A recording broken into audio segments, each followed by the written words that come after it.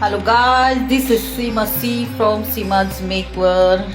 आज नागपंचमी आहे आणि आज मी एक प्रयोग केलेला आहे. आमच्याकडे कानवले आणि तांदळाची खीर असते नागोबाला. आजच्या दिवशी आम्ही तवा ठेवत नाही, कापतही नाही.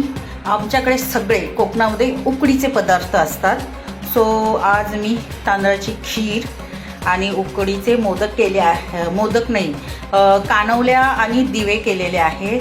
पण विशेष असं आहे की हे जे दिवे आहेत हे मी घावणे विकायची त्या पिठाचे आहेत. घावण्याच्या पिठाचे केलेले आहेत, दळून आणलेले, न धुता दळून आणलेल्या घावण्याच्या पिठाचे हे असे दिवे मी केलेले आहेत.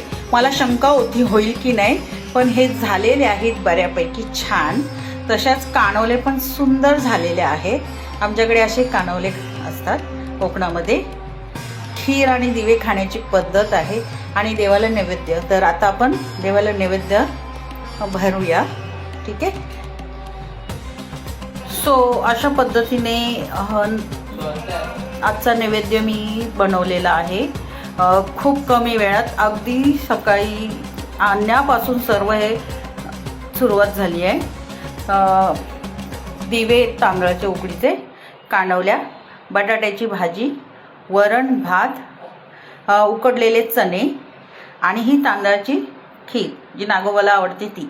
अशा तऱ्हेने आपला आजचा नैवेद्य संपूर्ण भरून झालेला आहे. या भोजनाला सात्विक भोजन असे म्हणतात.